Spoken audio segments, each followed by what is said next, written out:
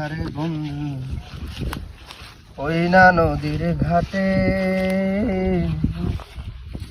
আর হবে না দেখারে বন্ধু, ওই না তোমার